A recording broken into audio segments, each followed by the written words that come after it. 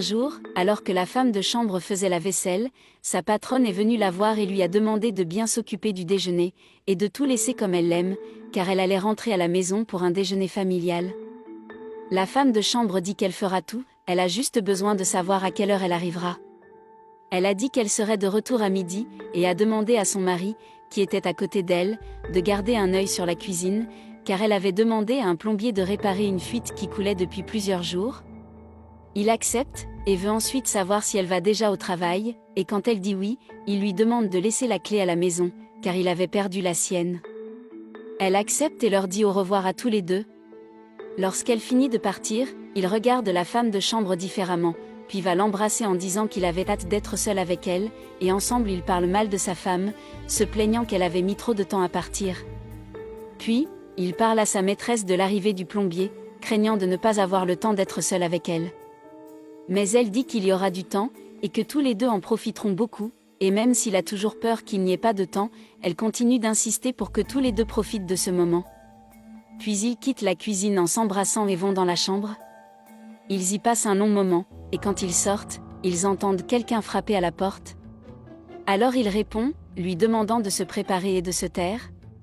Quand il ouvre la porte, c'est le plombier.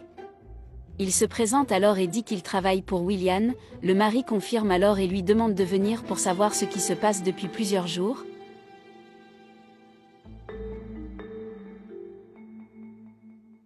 Lorsqu'ils arrivent à la cuisine, il demande à sa servante de mieux lui expliquer ce qui se passe.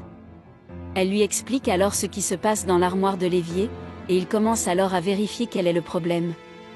À ce moment-là, le patron demande au plombier combien de temps il pense passer sur ce travail, et il répond alors qu'il y passera certainement une demi-heure.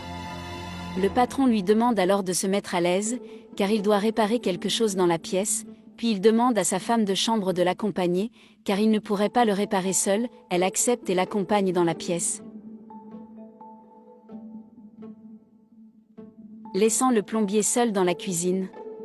Le plombier se méfie vite de cette histoire.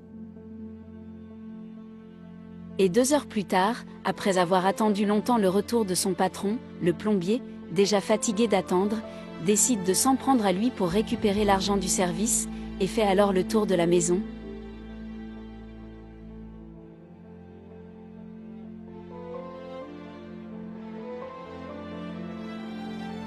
Et lorsqu'il s'approche de la chambre, il remarque quelque chose d'étrange, remarque un bruit, et comprend rapidement ce qui se passait. Le patron était au lit avec la femme de chambre.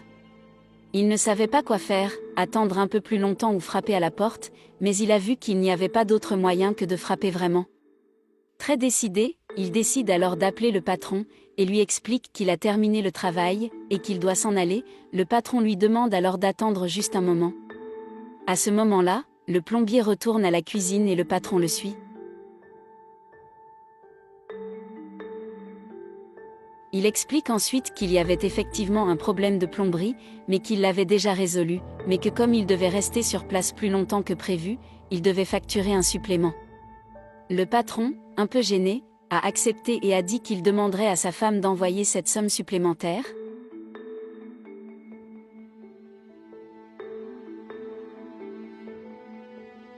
Il la remercie ensuite et lui dit au revoir, et le patron l'accompagne jusqu'à la porte, en le remerciant également pour son service.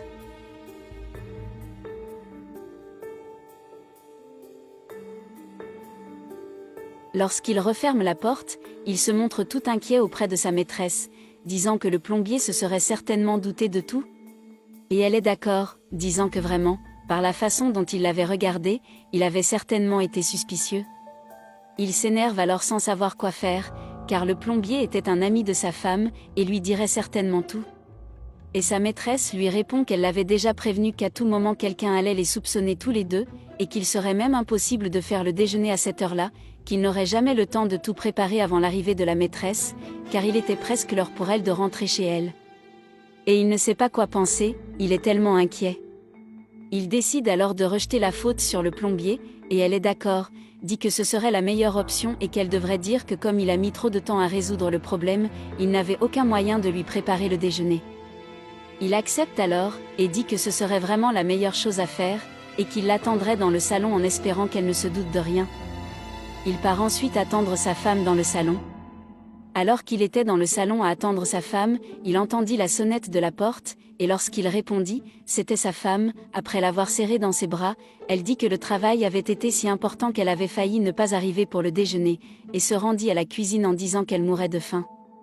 Lorsqu'elle arrive, elle demande à la femme de chambre si elle a préparé le déjeuner. Elle répond que cela aurait été impossible, car le plombier a mis trop de temps à résoudre le problème. La maîtresse dit qu'elle avait reçu un message de sa part disant qu'elle devrait recevoir un supplément pour le retard. Son mari lui demande alors de ne pas s'inquiéter, car ce n'était qu'un argent de plus, mais elle se plaint en disant que ce n'était pas bien. Après tout, l'argent était très difficile. Puis son mari, essayant de le déguiser, lui demande si elle se souvient d'un restaurant qui a ouvert près de chez elle, et quand elle répond oui, il l'appelle pour y déjeuner. Elle a dit qu'elle irait, mais qu'elle appellerait d'abord le plombier pour savoir ce qui s'était réellement passé, car elle ne voulait pas payer un supplément sans savoir pourquoi.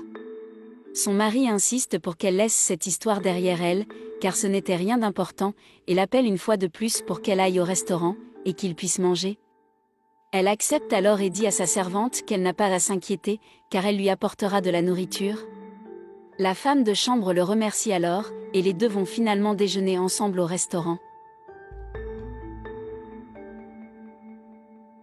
Le lendemain, le patron arrive dans la cuisine en disant bonjour à la bonne, et sans se soucier beaucoup de sa femme, la saisit sur place, en disant qu'elle lui manquait, puis, pour se déguiser, lui demande ce qui s'est passé pour qu'elle arrive en avance au travail.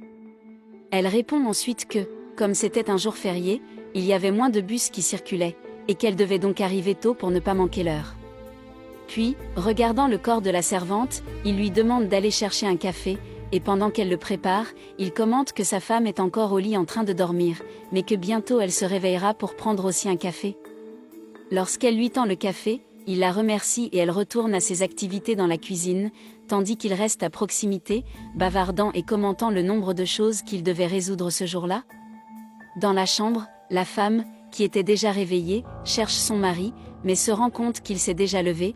Elle décide donc de se lever et de prendre un café avec lui. Ensuite, elle se lève du lit et va à la cuisine. En arrivant, elle dit bonjour à la femme de chambre et à son mari, qui prenait un café, puis dit qu'elle voulait faire la grasse matinée, mais qu'elle n'y est pas parvenue. Elle demande ensuite à la femme de chambre de lui préparer des fruits et du thé, puis demande à son mari ce qu'ils vont faire pour les vacances, mais il répond qu'il serait difficile de faire quoi que ce soit car il n'a pas d'argent. Il explique que la situation est compliquée et qu'ils doivent réduire certaines dépenses. Elle est triste, car elle voulait profiter des vacances avec lui à l'extérieur de la maison, mais il insiste sur le fait qu'ils doivent économiser pour des choses plus importantes. Elle dit donc qu'elle va prendre une douche et demande à la femme de chambre de débarrasser la table du petit déjeuner. Après avoir récupéré la serviette, elle invite son mari à prendre un bain avec elle, mais il refuse en disant qu'il en a déjà pris un. Elle insiste en disant que cela fait longtemps qu'ils n'ont pas fait cela ensemble, mais il n'accepte pas et dit qu'elle peut très bien prendre un bain seule, puisqu'ils ne sont pas nés ensemble. Elle abandonne alors et va se baigner seule. À ce moment-là, son mari saisit l'occasion et s'empare à nouveau de sa servante, et pendant qu'ils s'embrassent, sa femme réapparaît dans la cuisine, ne croyant pas ce qu'elle voyait. Elle est outrée par cette scène, mais il dit que ce n'était pas grand-chose, juste un câlin, mais elle n'accepte pas. Il continue à dire que ce n'était pas grave et sa maîtresse dit la même chose.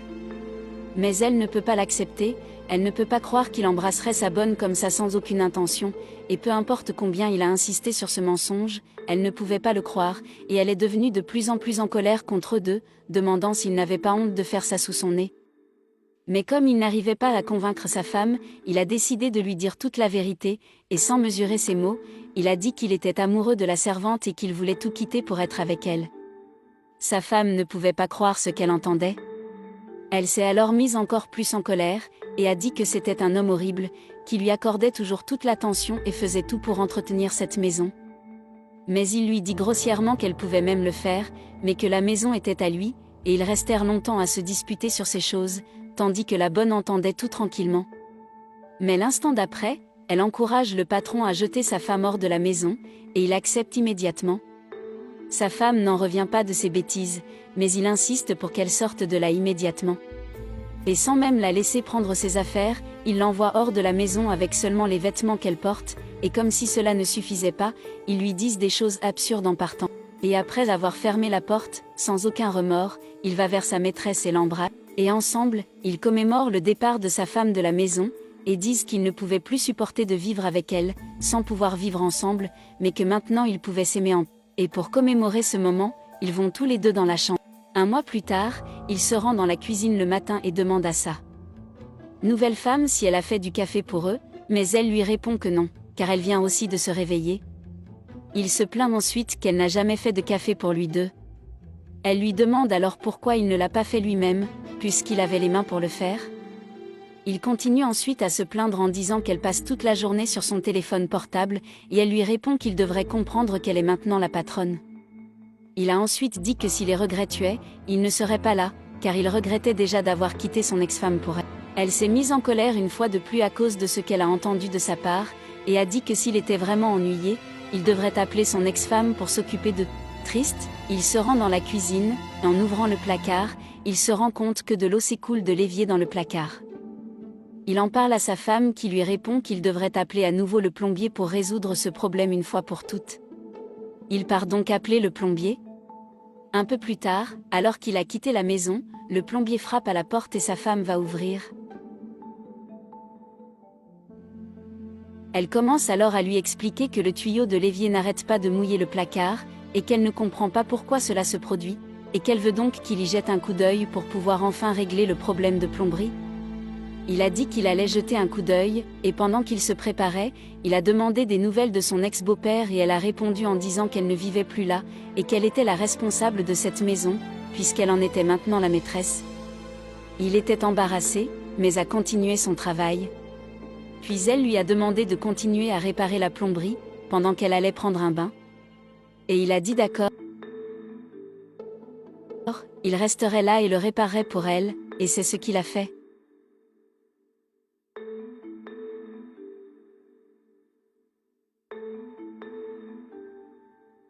Un peu plus tard, alors qu'elle prenait un bain, il pensait à la façon dont le monde était à l'envers, où la bonne devenait le patron dans ces circonstances, et il était désolé pour l'ex-femme du patron d'avoir à subir ce genre de situation. Et pendant qu'il réparait la plomberie, la nouvelle patronne est arrivée dans la cuisine avec de secondes intentions en lui demandant s'il avait besoin de quelque chose. Il a eu honte de son attitude et a dit que c'était bon, qu'il n'avait besoin de rien. Elle a continué à s'insinuer auprès de lui, tout en disant qu'elle allait prendre une douche, et que si elle avait besoin de quelque chose, elle pourrait l'appeler. Mais il a été malin, car voulant éviter toute confusion, et connaissant bien la femme de son patron, il a décidé d'allumer la vidéo de sa caméra et de la laisser dans un endroit stratégique, au cas où elle tenterait autre chose.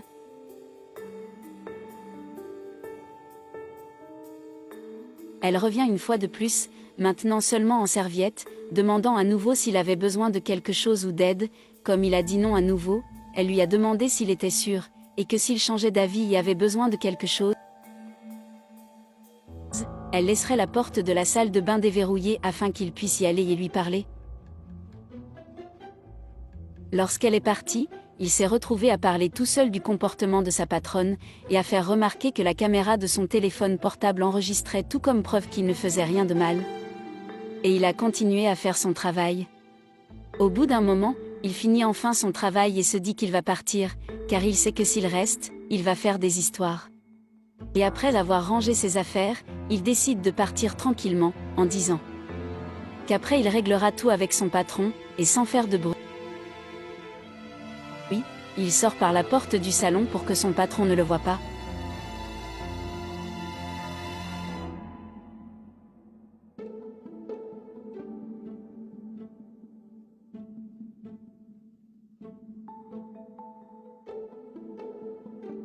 Et déjà hors de la maison, en marchant dans le couloir de l'immeuble, il commente comment cette femme n'avait aucune honte à se jeter toujours sur d'autres hommes.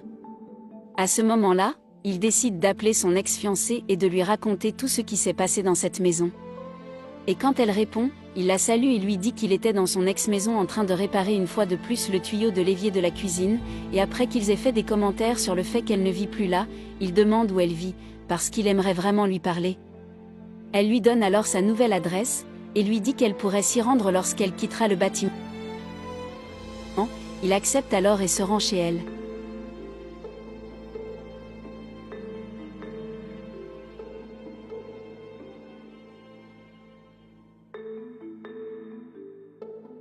Une fois sur place, il appelle à la porte, et peu après, il est accueilli par elle qui lui demande d'entrer. En entrant, il commente sa sortie de la maison, et elle lui raconte pourquoi elle n'y vivait plus, et ce que son ex-mari avait fait d'elle, puis il dit qu'il avait appris cette histoire, et que c'était précisément la raison de sa présence.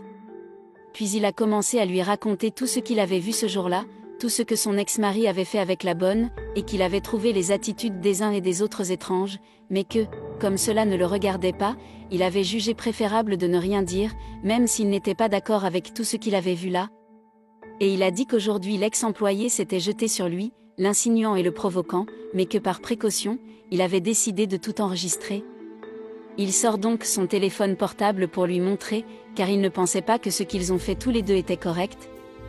Quand elle l'a vu, elle n'en revenait pas, elle était choquée de voir son ancien employé s'insinuer auprès du plombier, et l'appeler à prendre un bain avec elle. Il a poursuivi en affirmant qu'elle a essayé plusieurs fois, sans aucune honte. Elle lui demande alors s'il peut lui envoyer cette vidéo, et il répond par l'affirmative, puis dit qu'il doit aller travailler. Elle est extrêmement reconnaissante qu'il soit venu la voir et lui ait tout dit, et qu'il ait montré la vidéo à son ex-mari. Elle a également déclaré qu'à partir de ce jour, il s'attaquerait à tous ses droits. Elle lui a donc demandé une nouvelle fois d'envoyer la vidéo sur son téléphone portable, ce qu'il a fait. Puis il a dit qu'il lui racontait cette histoire uniquement parce qu'elle était une bonne personne, et qu'elle ne méritait pas ça. Et lorsqu'elle le reçoit enfin, elle le remercie à nouveau, et lui demande de témoigner en sa faveur, si nécessaire. Il accepte, disant que lorsqu'elle aura besoin de lui, elle n'aura qu'à l'appeler. Et déjà à l'intérieur de la maison, elle regarde inlassablement la vidéo, commentant comment son ex-mari aurait eu le courage de la laisser vivre comme une femme sans vergogne comme celle-là, et décide ensuite d'aller le voir pour lui montrer tout ce qu'elle a vu. Après tout, il faudrait qu'il sache pour qui il l'a quitté. Elle frappe à la porte de son ex-mari, et sa femme actuelle répond. Elle est surprise et veut savoir ce qu'elle fait chez lui, et elle répond qu'elle aimerait parler à son ex-mari. Elle crie pour l'appeler, qui arrive en voulant savoir ce qu'elle faisait dans sa maison après tout ce qui s'est passé.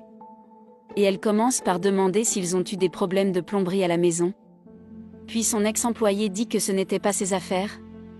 Elle est alors d'accord, et dit que ce serait certainement l'affaire de son ex-mari, puis lui montre la vidéo, qui n'arrive pas à croire que sa femme draguait le plombier.